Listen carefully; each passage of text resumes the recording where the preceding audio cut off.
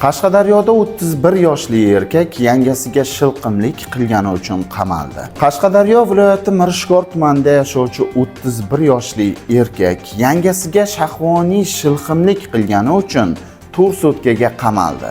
Aniqlanishicha 1994-yilda tug'ilgan erkak 2025-yilning 4-noyabr kuni Mirishkor tumanidagi Nurafshon mahallasida yashovchi akasining uyiga borib, yangasining qo'lidan ushlab, "Sizni yaxshi ko'raman, birga bo'laylik" degan. Keyinchalik esa tungi soat 12:10larda yangasiga qo'ng'iroq qilib, "Maslahat qilaylik, hech kim bilmaydi" degan mazmundagi xabarlarni yuboradi. Sudda jabrlanuvchi qaynasini kechirmasligini va unga nisbatan qat'iy chora ko'rilishini so'ragan. Ayblanuvchi esa o'z aybiga iqror bo'lib, akasining uyiga aslida yog'och so'rab borganini, spirtli ichimlik iste'mol qilgani uchun yangasiga nima deganini va qanday harakatlar qilganligini eslay olmasligini aytib, kechirim so'ragan. Jinoyat ishlari bo'yicha Mirishkor tuman sudi uning qilmishlarini 41-1 birinchi qismi shilqimlik qilish bilan baholab, unga To'rsutga ma'muriy qamoq jazosi tayinlandi.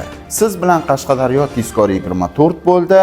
Biz bilan voqealar markazida qoling. Eng tezkor Qashqadaryo va Qarshi shahri yangiliklari faqatgina bizning Telegram kanalimizda. Telegram kanalimizga Instagramdagi biodagi link orqali obuna bo'lishingiz mumkin.